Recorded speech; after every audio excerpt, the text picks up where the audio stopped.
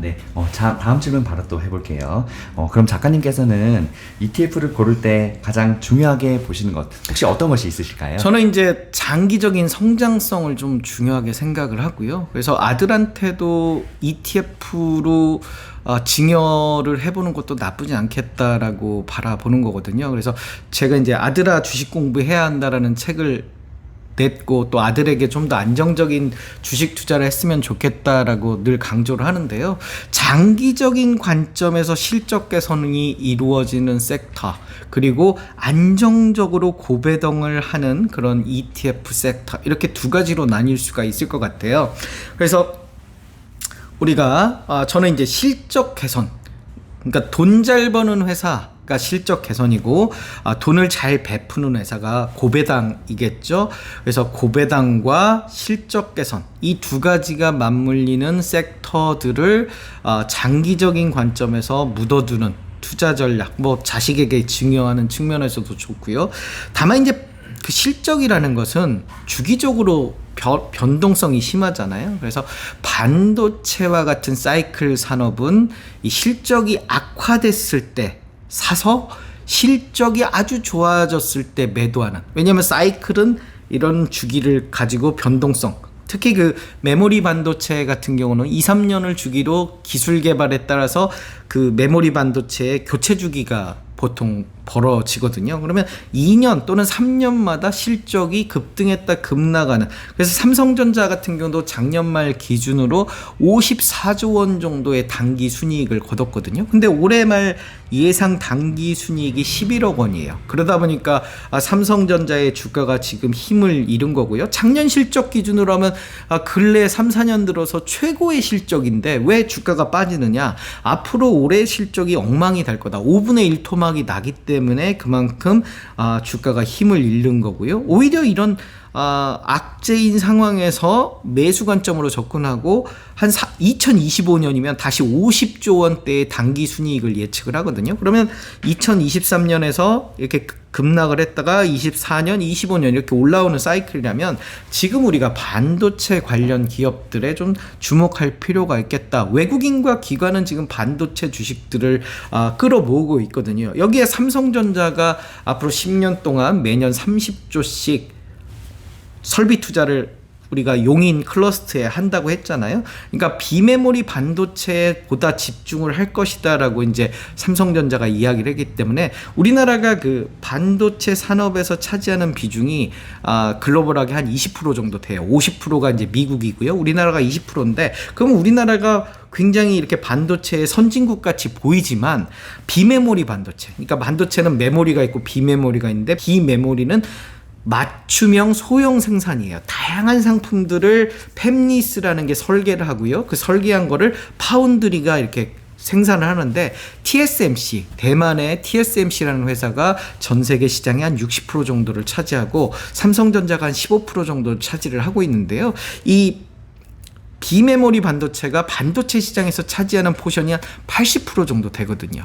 그래서 이 비메모리의 어떤 비중이 앞으로 좀 더 올라가야 되는 이런 상황이죠. 그래서 우리가 비메모리가 그 전체 100에서 한국이 3% 정도밖에 차지를 안 하고 있어요. 그래서 이런 어떤 부분에 있어서 앞으로 삼성전자의 투자가 늘어나면 올해와 같은 이 실적 악화를 조금 더 회복하지 않을까라는 기대감을 가지기 때문에 이렇게 사이클이 있는 산업, 그리고 앞으로 설비 투자가 늘어나는 기업들은 기노업으로 좀 실적이 악화됐을 때 사서 좀 한 2, 3년 후를 내다보는 그런 투자를 할 수 있는 거고요. 아까 그 성장성, 실적 개선에 방점을 둔다고 하면 이 성장성 꺾이지 않는 한 계속 좀 홀드하는, 그래서 대표적으로 이제 성장성을 보이는 지금 섹터들은 뭐 2차전지라든지요, 방산, 그리고 뭐 엔터, 이런 산업들이 앞으로 한 2, 3년 정도는 어떤 실적 성장세가 뚜렷할 거다라고 기대를 하고요. 그래서 그런 부분들을 미리 선점하고 좀 묻어두는, 그래서 실적이 추세가 성장성이 높은 것들은 실적 추세가 꺾여버리면 이제 매도를 하는 거죠. 그러니까 미리 2, 3년 후에 실적을 찾고 그 실적이 꺾이면 매도하는, 미리 매도하는 거죠. 그러면 실적을 어떻게 찾을 것이냐, 증권사 리포트에는 실적이 다 나오거든요. 한 2, 3년 후가. 그러니까 반도체 ETF에 투자하면 그 상위 구성 종목들의 리포트를 보고 그 기업들의 어떤 실적 예측치를 찾아보는 방법이 하나 있고요. 네이버 증권에 보면 컨센서스라는 섹터가 있어요. 거기에서 어떤 그 기업들의 어떤 실적 예측치 이런 것들을 찾아서 보는 거죠. 그러면 그 실적이 어떻게 이렇게 나오는지 예를 하나 들어볼까요? 우리가 최근 들어서 배터리 아저씨 때문에 2차전지 관련 기업들의 어떤 관심이 굉장히 높아졌는데요. 에코프로비엠을 보유했느냐, 보유하지 않았느냐에 따라서 뭐 포모적으로 나뉘기도 하는데요. 에코프로비엠이 이 2차전지 양극재 생산 기업이에요. 왜 주가가 올라갔느냐를 설명을 드리자고 하면 2020년에 단기 순이익이 469억이었어요. 그런데 작년에는 2,300억까지 5배 이상 늘게 되는 거죠.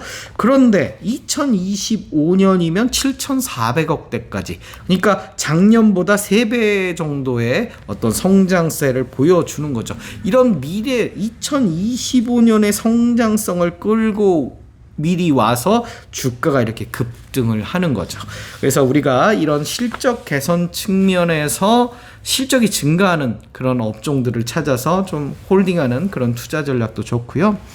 고배당 측면에서 대표적인 게 리츠나 부동산 인프라 펀드, 맥쿼리 인프라 같은 것들을 가진 그런 ETF들의 어떤 배당 측면. 우리가 ETF 체크라는 사이트가 있어요. 거기에 보면 배당 수익률을 우리가 체크를 할 수 있거든요. 배당 수익률이라는 것은 배당금을 현재 주가로 나눠줘요. 배당금이 1,000원이고 현재 주가가 10,000원이면 배당 수익률은 10%. 저축은행 이자율의 3배 정도 되잖아요. 그래서 한 10% 정도 배당 수익률이면 굉장히 매력적인데, 최근 들어서 우리가 주가가 많이 조정을 보이면서 증권이라든지 은행 관련 ETF들의 배당 수익률도 굉장히 지금 높아지고 있어요. 개별 종목으로 보더라도 증권주의 대표적인 종목 중에 하나는 대신증권이라든지 대신증권 우선주의 배당 수익률이 거의 10% 가까이 되고 있거든요. 또 지방은행인 JB금융지주의 어떤 시가 배당률도 10% 정도 되고 있어요. 그래서 은행이나 어떤 증권 ETF도 배당 수익률이 높기 때문에 이런 측면, 그리고 부동산 인프라 ETF 같은 경우도 고배당 측면, 리츠의 부동산 간접 투자죠. 리츠의 배당 가능 이익의 90% 이상을 배당을 하기 때문에 안정적인, 또 부동산 인프라 ETF 같은 경우 월 배당식이거든요. 매월 배당금을 주기 때문에, 그래서 고배당 측면에서 그런 ETF 체크라는 사이트에서 고배당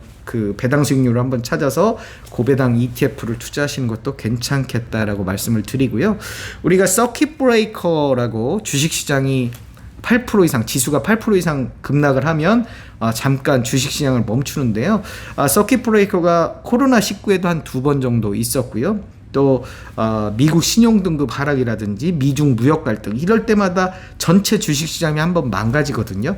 그럴 때마다 배당 수익률이 15% 이상인 종목이나 고배당 ETF에 집중적으로 투자하시면 인생 주식으로서 평생 행복하게 살 수 있겠다라고 강조를 드려요. 그래서 우리가 저는 주식 투자의 구성비 중에 50%는 배당주에 투자라 이렇게 말씀을 드리거든요. 안정적으로 배당을 어느 정도 누리면서 또 이렇게 나머지는 공격적으로 투자를 해야 되지, 전부 이렇게 성장주라든지 전부 테마주라든지 이렇게 투자하는 것은 굉장히 리스크가 크기 때문에 항상 50% 정도는 배당에 포커스를 두고, ETF도 마찬가지죠. 배당에 한 50% 정도는 좀 포커스를 두고 투자를 하셨으면 좋겠다라고 강조를 드려요.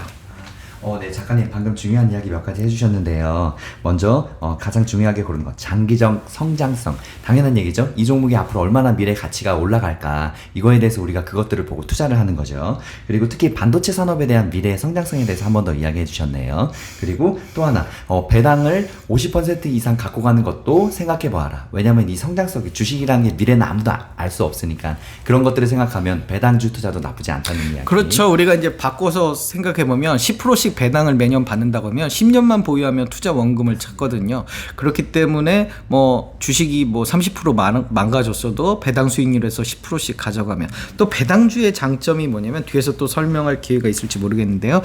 배당의 장점이 뭐냐면 시장이 급락했을 때도 안정적으로 주가의 유지가 가능하다는 거죠. 그래서 올해와 같은 약세장에서도 코스피 상승률보다 고배당 50이라고요. 우리가 이 기초지수 중에 하나인데요. 고배당 50종목을 이렇게 둘러싼 그 기초지수의 상승폭이 훨씬 더 높아요. 그래서 약세장에서 우리가 두 가지 포인트, 실적 개선주와 고배당주, 개별 종목 장세잖아요. 그래서 그 두 가지 섹터가 시장을 이끌어가는데 우리가 그런 측면에서 꼭 실적 개선과 고배당에 포커스를 맞춰 놓는 게 좋겠다. 올해도 지켜놓고 봐보면 방산이라든지요, 엔터라든지, 그리고 자동차라든지, 여기 2차전지 이런 섹터들이 다 실적 개선이 크게 증가한 기업들이거든요. 그렇기 때문에 그런 기업들의 주가 상승폭이 상대적으로 컸고요.